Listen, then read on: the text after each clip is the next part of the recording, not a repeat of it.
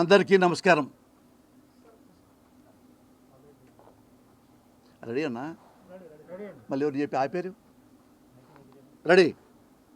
ఓకేనా? అందరికీ నమస్కారం. మీకు తెలుసు, నాకు పుట్టిన తర్వాత మూతిమీన మీసాలు వస్తున్న టైంలోనే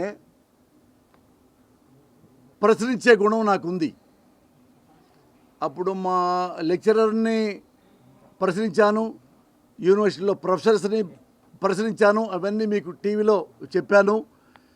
ఎక్కడైనా పెద్దవాడైనా మా గురువులు నాకు చిన్న అభిప్రాయ భేదం వస్తే వాళ్ళని ప్రశ్నించాను. ఏమన్నా కథ చెప్పేటప్పుడు హీరో అది నచ్చలేదు అంటే ఎందుకు నచ్చలేదు, కారణం చెప్పండి అని ప్రశ్నించాను. డైరెక్టరు ఇలా చేయాలా, ఈ డైలాగులు రాయకుండా వేరే రాయి అంటే ఇది ఎందుకు రాయాలి, అది ఎందుకు రాయకూడదు అని ప్రశ్నించాను. ఆడికి నేను సమాధానాలు తీసుకున్నాను. అది సత్ప్రవర్తనగా ఉంటూ, మంచి బుద్ధి కలిగి, సంస్కారం కలిగి. అలాగే పవన్ కళ్యాణ్ గారు రాజకీయాల్లోకి వచ్చాడు. అప్పుడు చాలా వయసు ఉంది. నాకు ప్రశ్నించే గుణం ఉంది. రాజకీయాల్లోకి వచ్చాను, ఎవరినైనా ప్రశ్నిస్తా అన్నాడు. తప్పులేదు. 100% పవన్ కళ్యాణ్ గారి సెంటిమెంట్లో ఏ తప్పు లేదు.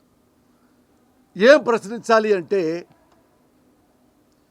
మీకు ఫలానా రాజకీయ నాయకుడు అవినీతి పనులు చేశాడు అని మీ దగ్గర ఆధారాలు ఉన్నప్పుడు, లేదా మీడియాలో వచ్చినప్పుడు, మీడియా రిలయబుల్ నమ్ముతాం కాబట్టి కనీసం ఎందుకు ఎలా వచ్చింది, నిజమా కాదా అని ప్రశ్నించుకుంటాం. అలాగా మీకు మీడియాలో వచ్చినా మీరు ప్రశ్నించవచ్చు. అపలా మీడియాలో వచ్చింది, దాన్ని సరిదిద్దుకుంటారా, అది నిజమా అబద్ధమా చెప్పండి అని ప్రశ్నించవచ్చు. కానీ మన పవన్ కళ్యాణ్ గారు ఏంటంటే, తనే ప్రశ్న వేసుకుంటారు, తనే సమాధానం చెప్పుకుంటారు. ఇది ఎందుకు చెప్పాల్సి వచ్చిందంటే, పవన్ కళ్యాణ్ గారు ప్రజల కోసం, సమాజం కోసం నేను మాట్లాడతాను అంటారు. తప్పేం లేదు. నేను కూడా వైసీపీ ప్రభుత్వం కోసం, జగన్ గారి కోసం నేను మాట్లాడతా. ఫస్ట్ నుంచి మీ అందరికీ తెలుసు, నాకు ఏ పదవులు ఇస్తారన్నా నేను తీసుకోవాలా. ఎమ్మెల్యే ఇస్తా అన్నారు, ఎంపీ ఇస్తా అన్నారు, ఏం కావాలో మురళి అని అడిగారు. జగన్ గారు అన్నా నాకు సినిమాలు ఇంట్రెస్టు, సినిమాలే చేసుకుంటా, మీకు ఉడతాబగట్టిగా సర్వీస్ చేస్తారన్నా అని. జగన్ గారు పార్టీ పెట్టక ముందు నుంచే జగన్ గారి అభిమానిని.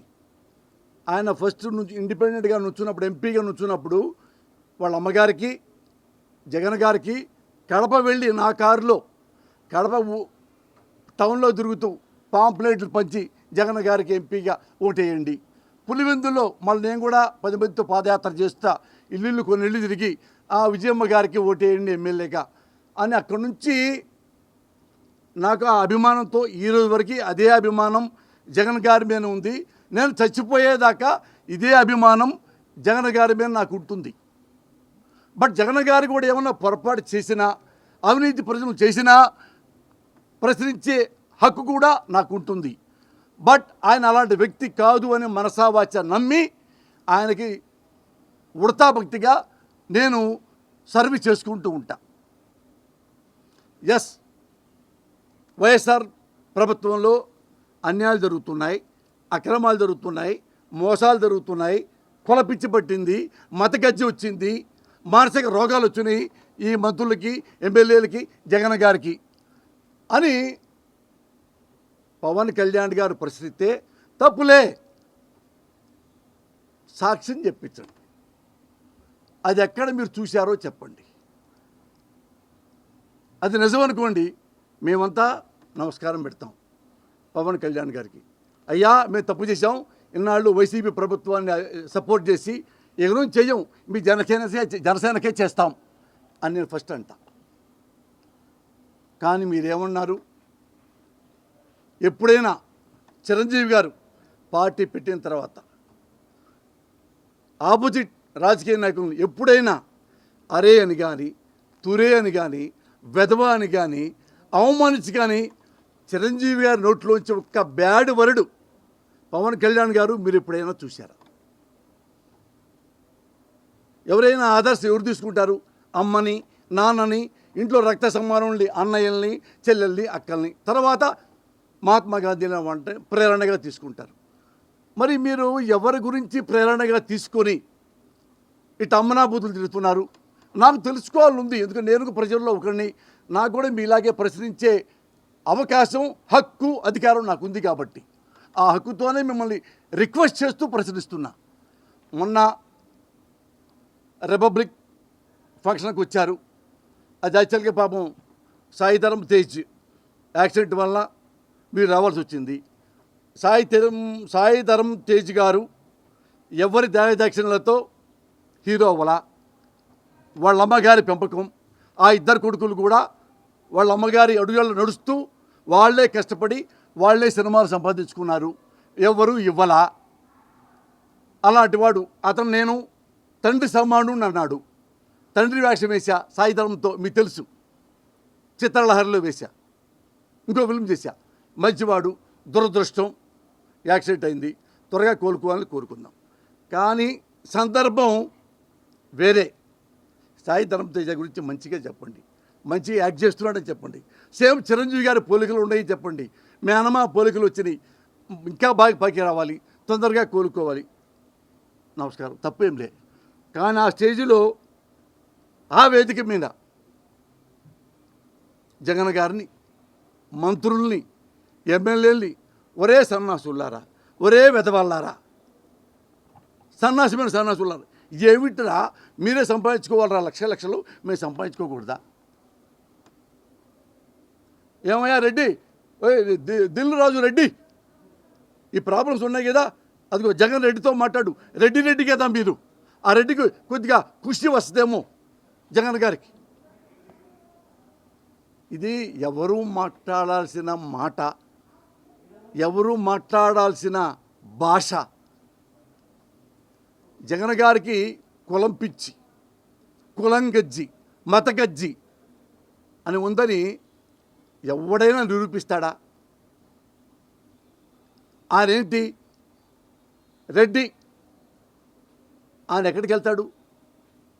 క్రైస్తవుడయ్యాడు. వాళ్ళ నాన్నగారు, వాళ్ళ అమ్మగారు, వాళ్ళ ఇంట్లో బైబిల్స్ ఉంటాయి. ఎక్కడికి వచ్చినా బైబిల్ చదువుకుంటారు. వాళ్ళ ఇంట్లో ఆడవాళ్ళు కూడా. వాళ్ళు వెళ్ళాను, పులివెందులు వెళ్ళాను. వెళ్ళి 15 రోజులు పులివెందులు ఉన్నా. మీకు తెలుసు, ముఖ్యమంత్రి గారు మీరు మాటతే పరిశ్రమ తీయడానికి ఎక్కడే 15-16 రోజులు ఉన్నా. అన్ని ఇళ్ళు తిరిగా. వాళ్ళందరూ కలిపి దగ్గర 800 మనుషులు, అంత పెద్ద కుటుంబాలు వాళ్ళే. ఆల్మోస్ట్ అందరూ.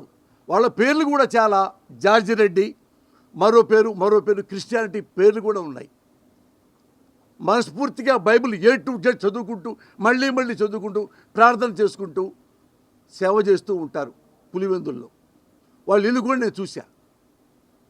అందుకే పులివెందుల జగన్ గారు వెళ్ళకపోయినా హైయెస్ట్ మెజారిటీ గెలుస్తుంటాడు. అట్లా ఎవరైనా గెలవగలరా? నియోజకవర్గానికి వెళ్లకుండా ఫింగర్స్ మీద ఉన్నారా? పవన్ కళ్యాణ్ మీరు ఉన్నారా? 2 నియోజకవర్గాలు నిలబడ్డారు, 2 తిరిగారు. ఓ నియోజకవర్గాన్ని గెలవగలిగారా? నిజాయితీకి గెలుపు కొలమానం కాదు అనుకుందాం. మీ గొప్పతనం ప్రజలు గుర్తించలేకపోతున్నారు. మధ్యలో ఒక మాట సడన్గా చెప్పాల్సి వచ్చింది, అది కూడా చెప్తా. ఒకటే, పవన్ కళ్యాణ్ గారు, మీరు నిజంగా ప్రభుత్వాల గురించి, ప్రజల గురించి ఇంత చాలా ఆవేశంగా, పాపం ప్రజలు ఇంత కష్టపడుతున్నారు, ఇది చేస్తున్నారు, వాళ్ళని తెగ తినేస్తున్నారు. వెదవల్లారా, మంత్రులారా, సన్నాసులారా, ఎమ్మెల్యేలారా, తిని ఎంత తింటారా మీరు అని కదా అన్నారు. సరే, ఓకే, వాళ్ళేం తప్పు చేస్తే మనం పోలీస్ కేసు పెడదాం, సిబిఐకి అప్పచెప్దాం, మరోదానికి అప్పచెప్దాం, కోర్టులో కేసులు పెట్టుకుందాం, అవన్నీ చేద్దాం. ఈలోపు మీరు చేయాల్సింది ఒక పని ఉంది. అంత పెద్ద ప్రజానికాన్ని, అంత పెద్ద ఆంధ్రప్రదేశ్ని మీరు ఎమ్మెల్యే కూడా గెలవలేదు కాబట్టి గబక్కన వెళ్ళిపోయి గబగబా సమస్యలు పరిష్కరించలేరు. కానీ తెలుగు సినిమా పరిశ్రమలో చిన్న చిన్న ప్రాబ్లమ్స్ ఉన్నాయి. అవి మీరు పెద్ద హీరో, మీరు పరిష్కరించగలరు. ఒక్కటే చెప్తా, ఒక అన్యాయం గురించి. అది మీరు గనక, మీరు హీరో, మానవతావాది, ప్రశ్నించే గుణం ఉంది మీకు. ఎన్నెన్నో పుస్తకాలు చదివారు, మీరు చెప్పారు, ప్రపంచంలో ఎన్నెన్నో అన్నారు. ఒకే చోట అన్నారు మీరు ఓ ఫిల్మ్లో, ఆడవాళ్ళ మీద కన్నెత్తి చూస్తే కళ్ళు పీకేస్తా, ఆడవాళ్ళ జోలికి వస్తే తాట తీస్తా అన్నారు కదా. అంటే మీకు ఆడవాళ్ళంటే ఎంత ప్రేమ, ఎంత గౌరవం ఉందో అర్థమైపోయింది. మీ మీద ఆ గౌరవంతో ఒకటి అడుగుతున్నా. తెలుగు పరిశ్రమకి ఒక పంజాబ్ అమ్మాయి వచ్చింది, కొన్ని వందల కళలతో, 16 ఏళ్ల వయసులో. పంజాబ్ ఆడపిల్ల. తెలుగు వాళ్ళు చాలా మంచివాళ్ళు, తెలుగు సినిమా పరిశ్రమ మంచిది, మమ్మల్ని ఆదరిస్తుంది. నేను కూడా హీరోయిన్ అయిపోవాలని ఆ పిల్ల వచ్చి పాపం ఇక్కడ సినిమాల కోసం ట్రై చేస్తుంది. ఆ అమ్మాయిని ఈ ఇండస్ట్రీలోనే ఒక ప్రముఖుడు, నేను నీకు వేషం ఇప్పిస్తా, నేను పైకి తీసుకొస్తా, నువ్వు బాగున్నావు అంటే నమ్మి నిజమే అనుకో, నమస్కారం పెట్టు. ఆ ప్రముఖుడితో అడుగుతూ వెళ్ళినప్పుడల్లా అడుగుతూ ఉంటే తప్పకుండా నీకు చేరదిస్తా అని ఆ అమ్మాయిని మోసం చేసి, ఆ అమ్మాయి కడుపు చేసి, అదేంటని ఇట్లా చేశారు నన్ను, మీరు ప్రేమన్నారు, పెళ్ళన్నారు, ఇంకోటి అన్నారు. నోరు మూసుకో, అబార్షన్ చేయించుకో, ఎప్పుడన్నా రా, ఒక వేషం పడేస్తా, ఇది బయట పెట్టావో కనపడకుండా చేస్తా అని ఆ పంజాబ్ అమ్మాయికి వార్నింగ్ ఇచ్చాడంట. ఇది ఎవరికైనా చెప్తే, మీడియాకి చెప్పినా నేను ఎంతో చూస్తా అన్నాడంట. నేను విన్నాను, అందుకే మీకు చెప్తున్నాను. అట్లా ఆ అమ్మాయిని బలవంతంగా ఒక హాస్పిటల్ తీసుకెళ్ళి హైదరాబాద్లో అబార్షన్ చేయించారంట. వాళ్ళ ఇంట్లో వాళ్ళు ఏడ్చారంట, గగ్గోలు పెట్టారంట, నా కూతురు జీవితం నాశనం అయిపోతుంది అంటే. కొన్ని కోట్లు, 5 కోట్లు ఏదో అన్నారు నాతో, అన్ని కోట్లు ఇచ్చి నోరు మూసుకోండి బెదిరించి, ఎన్ని కోట్లు మనకి తెలిసింది మీకు చెప్పుకోవాలి కదా. నేను అది జరిగితే గతి లేక ఆ పిల్ల, ఇంత పెద్ద ఆయన చాలా పవర్ఫుల్ మనిషి, ఇకేం చేయలేక ఏడుస్తూ మానసిక రోగంతో పిచ్చిదైపోయి, సన్నగా ఎండిపోయి పిచ్చిదానిలాగా అక్కడికి ఇంట్లో ఉంటూ, మానసిక పరిస్థితి బాగోలేక బాధపడుతూ, షీఈస్ క్రైయింగ్ లైక్ ఎనీథింగ్.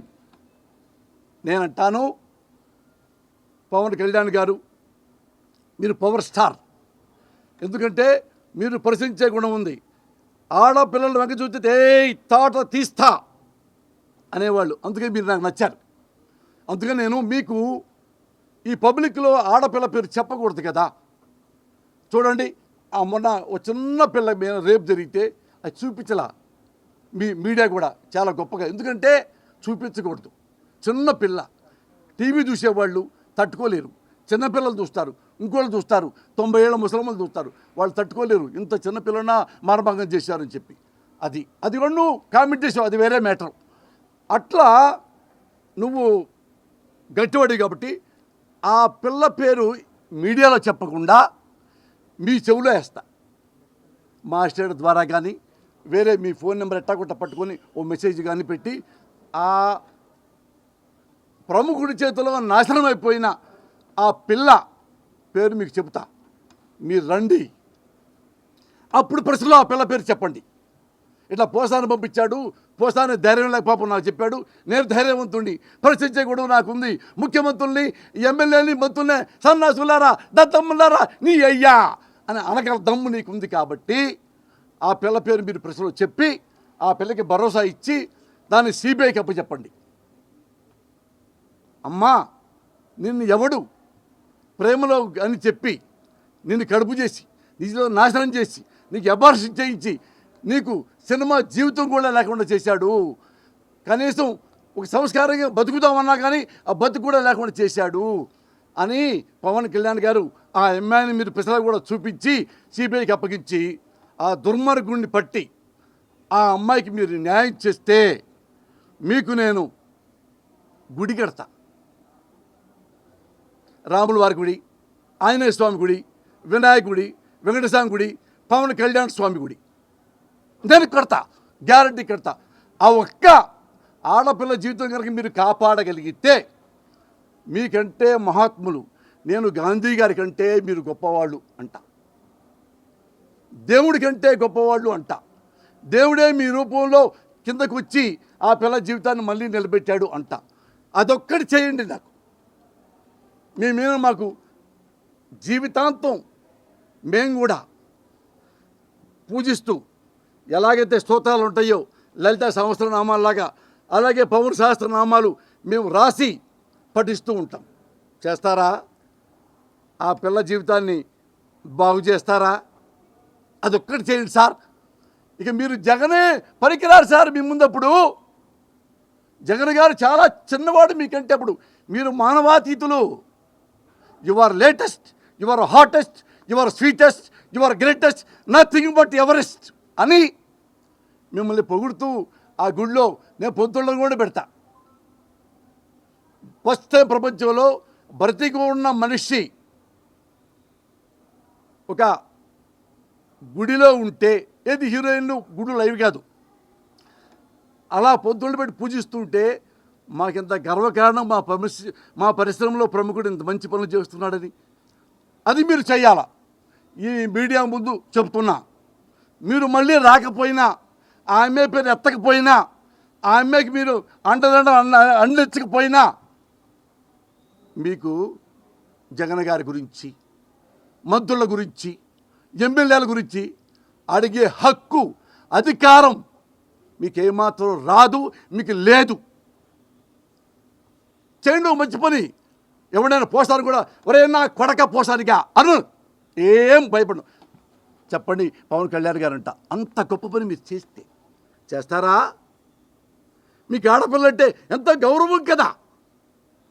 సినిమాలో కూడా చెప్పారు కదా, ఆడపిల్లల వెంక చూసావో అని క్లోజ్ రేంజ్లో క్లాప్స్ కూడా కొట్టాము మేము కూడా. అది క్లాప్స్ కాదు, జీవితం నిలబెడితే మేము జీవితాన్ని చెప్పాక గుడి కడతాం మీకు. ఎల్లవయ్యా పవన్ కళ్యాణ్, నువ్వేంటో ప్రపంచానికి తెలుసు, నువ్వేంటో పరిశ్రమకి తెలుసు, నువ్వేంటో ప్రజలకి తెలుసు.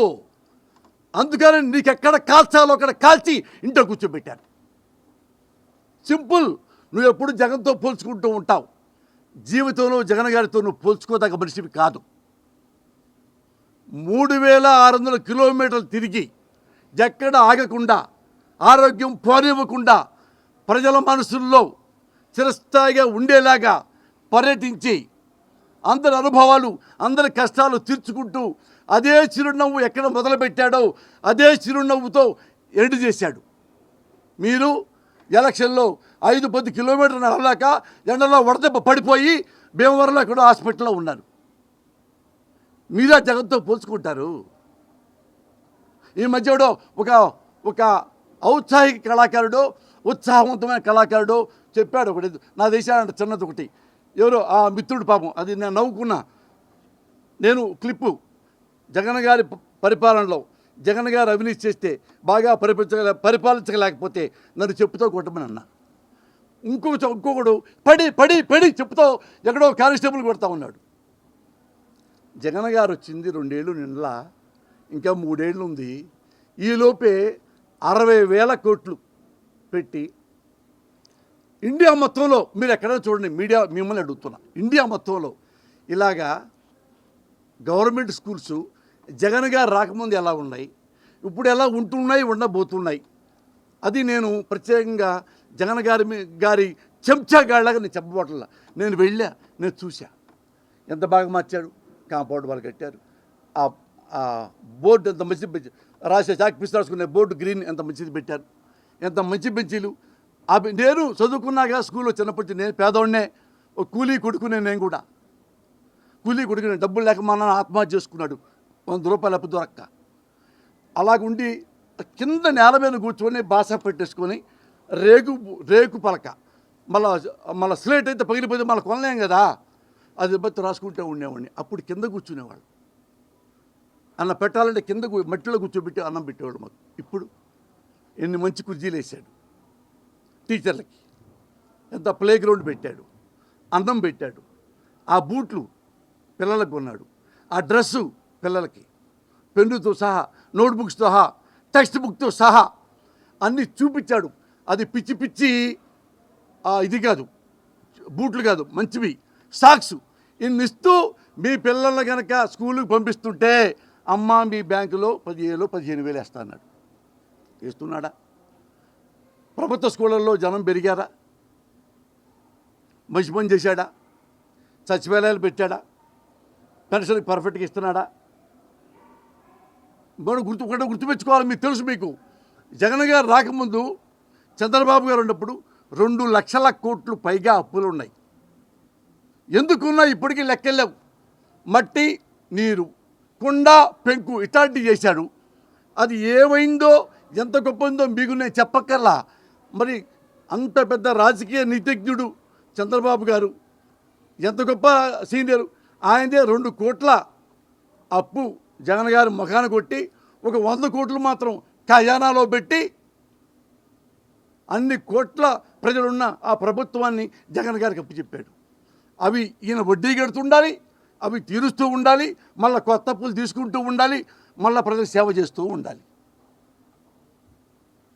ఇందులో జగన్ గారు ఎక్కడ పరిపాలన చేయకుండా విదేశ పర్యటనలు చేశారు. చంద్రబాబు లాగా దావోస్ గీవోస్ వెళ్ళాడు. కూతుళ్ళు అక్కడ ఉన్నారు, 2 జగన్ గారు కూతుళ్ళు, 2 ఆడపిల్లలు. ఎన్నిసార్లు అడగని వెళ్ళారు, మీకు కళ్ళము చూస్తూ ఉన్నారుగా.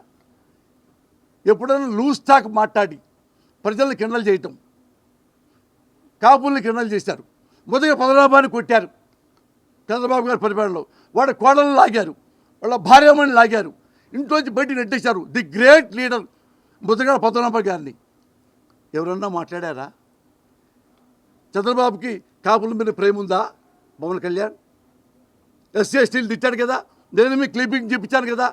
ఎస్సీ ఎస్టీలు పుట్టాలని ఎవరైనా కోరుకుంటాడా? అగ్రవర్ణంలో పుట్టాలని కోరుకుంటారు అని ఒక ముఖ్యమంత్రి అన్నాడంటే, చంద్రబాబు నాయుడు అన్నాడంటే, హౌ డేర్ హీస్ అంటే మనం పిచ్చి నా కొడుకులు. అదంతా గ్రేట్ మిస్టేక్. ప్రశ్నించావా పవన్ కళ్యాణ్? నాయ బ్రాహ్మణులు వచ్చారు, అయ్యా ₹1 పెంచండి, తోకలు కట్ చేస్తా లైవ్లో. ప్రశ్నించారా సార్ మీరు? ఆడవాళ్ళని చూస్తే ఏయ్ కన్ను కొడితే కాసేస్తా అన్నావు. పక్కనే వనజాక్షి గారు, తహసీల్దార్ గారు, హానెస్ట్ ఉమన్, ఎవడో అక్రమంగా ఉసుగు తీసుకుంటే అడ్డుపడితే ఆమెను ఎట్ట కొట్టారంటే మెడ మీనంటి, కాలు మీనంటి, గుండెల మీనంటి, చెస్ట్ మీనంటి తన్ని ఆడామొక తేడా కొట్టారే. కనీసం కేసు కూడా బుక్ చేయలేదు చంద్రబాబు నాయుడు గారు. ఎమ్మెల్యే మీనా, అక్కడ కొట్టిన వాళ్ళ మీనా? ప్రశ్నించావు పవన్ కళ్యాణ్? నీకు ప్రేమ ఉన్నప్పుడు చంద్రబాబు నాయుడు ఇంద్రుడు చంద్రుడు. నీకేదో నొప్పి తగిలితే అదే నోటితో మళ్ళీ చంద్రబాబుని హీనంగా మాట్లాడావు, అవినీతి పొడి అన్నావు. ఏమయ్యా లోకేష్, ఎంత తింటావు నువ్వు? తిని తిని తిని అవినీతి సొమ్ము తింటుంటే పైన మీ తాత ఆక్రోశిస్తాడయ్యా. ఇదే పవన్ కళ్యాణ్ గారు అన్నాడు. ఇదే పవన్ కళ్యాణ్ గారు మళ్ళా బీజేపీకి వచ్చారు. రాకముందు హిందువులు లేదు, హిందువుల వల్ల ఈ మతాల గొడవలు వస్తున్నాయి, ఉగ్రవాదులు వాళ్ళే అని అలాగ వచ్చేలాగా మీరే మాట్లాడారు. మళ్ళీ మీరు అదే ఉగ్రవాదులు ఉంటారు, మతత్వం ఉంది అన్న బీజేపీ దగ్గరికే మీరే నమస్కారం పెట్టి మళ్ళీ మీరే జాయిన్ అయిపోయారు. ఎప్పుడు కమ్యూనిస్టులు పోరాట యోధులు పాపం, వాళ్ళు ఎప్పుడు డబ్బుల కోసం కూడా పోరాటం చేస్తుంటారు మన కోసమే. వాళ్ళని తీసుకెళ్ళావా? అవమానించావా? మరి టీడీపీతో సరిగా ఉన్నావా? నువ్వేగా ఘోరంగా తిట్టావు లోకేష్ బాబుని. మరి లోకేష్ బాబు చంద్రబాబు ఇద్దరు తిట్టావు కదా, మళ్ళీ ఎందుకు మళ్ళీ మొన్న కలిసి ఎలక్షన్లో మరి అలపా తడప ఎవరు వదిలిపెట్టావు? కాంగ్రెస్ వదిలిపెట్టావా? కాంగ్రెస్ వాళ్ళని బట్టలోడు తీసి కొట్టండి వాళ్ళని. మరి అదే కాంగ్రెస్లో మరి మీ అన్నయ్య చిరంజీవి గారు వెళ్ళాడు, రాజ్యసభ తీసుకున్నాడు, ఒక సెంట్రల్ మినిస్టర్గా అయ్యాడు. వాళ్ళని చెప్పుతో కొట్టమంటి, ఏది బట్టల మీద కొట్టమంటివి. ఏ పార్టీని మిగిల్చావు? నేను ప్రేమించే పార్టీని మాత్రం ఎందుకు మిగులుస్తావు అని మేము అనుకుంటాం, మాకు తెలుసు. ఎందుకంటే నువ్వు ప్రజల మనిషివి కాదు, పరిశ్రమ మనిషివి కాదు. నిన్ను నువ్వే ప్రేమించుకుంటావు.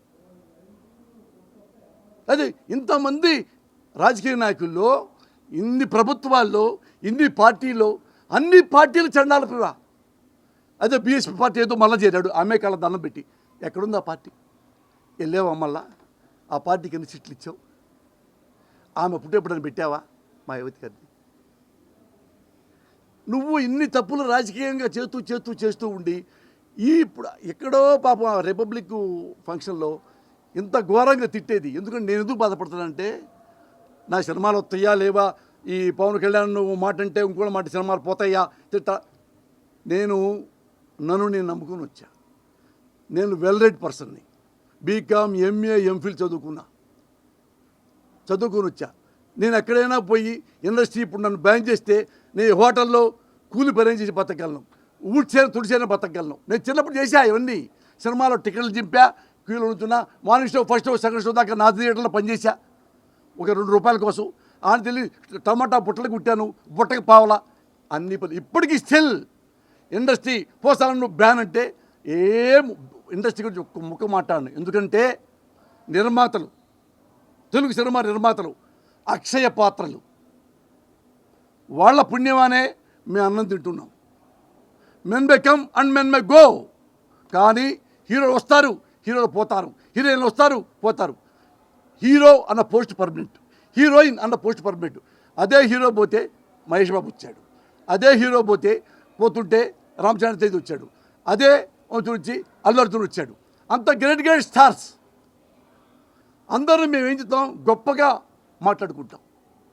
ఈవెన్ చిరంజీవి గారికి నాకు అభిప్రాయ భేదాలు ఉన్న పార్టీ పరంగా ఏ రోజు నేను చిరంజీవి గారిని మాట్లాడు. ఎందుకంటే ఈజ్ ద నైస్ పర్సన్. వినే ఆయనకి స్పృహ ఉంది, సంస్కారం ఉంది. చిన్న పిల్లవాడు చెప్పినా అలా వింటాడు, చిన్నపిల్లవాడిలాగా. పొరపాట్లు ఎవడైనా చేయొచ్చు, అలాగే ఆయన పార్టీ పెట్టి పొరపాటు చేశాడు, డన్, జనం శిక్షించారు, అయిపోయింది. కానీ ఆయన క్యారెక్టర్ మనం అసాసినేట్ చేయకూడదే. అలాగే చంద్రబాబు నాయుడు గారు పార్టీల మనుషులు మీ చంద్రబాబు గారి కుటుంబాన్ని కూడా అసాసినేట్ చేశారే పబ్లిక్లో, టీవీలో మాట్లాడి. ఎక్కడున్నావు? ప్రశ్నించావా మీ అందరి కుటుంబం కోసం? నేను ప్రశ్నించా. కమ్మోండి, నేను కాపురు కాదు. చిరంజీవి గారి ఇంట్లో ఆడపడుచులను మాట్లాడుతుంటే నన్ను చంపుతా అన్నాడు వాడు. నాకు ఎదురు మాట్లాడతాడా అని. ఎస్, చిరంజీవి గారి కోసం చచ్చిపోవడం రెడీ అన్నా. ఎక్కడున్నా? Where you was? ఎక్కడున్నారు మీరు? లేరుగా సార్.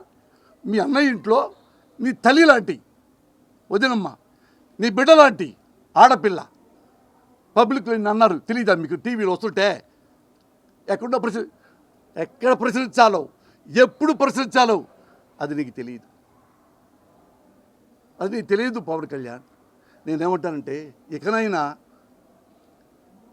నిన్ను మారమని చెప్పటల్లా, మారవు నువ్వు, నాకు తెలుసు. కానీ కొంచెమన్న విజ్ఞత. ఇలా మాట్లాడితే అలా వాళ్ళు మాట్లాడతారు. ఏమయ్యావు నువ్వు? మాట్లాడావు, టక్ టక్ జనం ముందు క్లాప్స్ కొట్టుకున్నావు. మాట్లాడినట్టు ఏమన్నా ఒక నిజం ఉందా? ఏమన్నా ఒక నిజం చెప్పు, ఒక్క నిజం చెప్పు. తిట్టి వెళ్ళిపోయాడు, చూసావు, అందరు క్లాప్స్ కొట్టారు, సర్దుకొని కూర్చున్నావు బొట్టు పెట్టుకొని. తెల్లారి మాట్లాడాడు పేరు నాన్నగారు. ఎలా అన్నాడు తెలుసుగా నిన్ను? ఇంత పెద్ద హీరో అలా నువ్వు అనిపించుకోవటం నీకు సిగ్గు అనిపించలేదా? ఒక మంత్రి, ఒక రాష్ట్ర మంత్రి, ఆయన మామూలు మనిషి.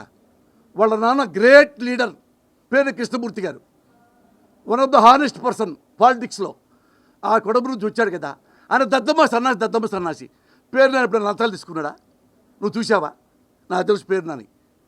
అన్ని పేర్లు ఎవరు ఈ మా జగన్ గారి పార్టీలో ఎవరెవరు సరిగా లేరు నేనే ఫోన్ చేసి చెబుతుంటా.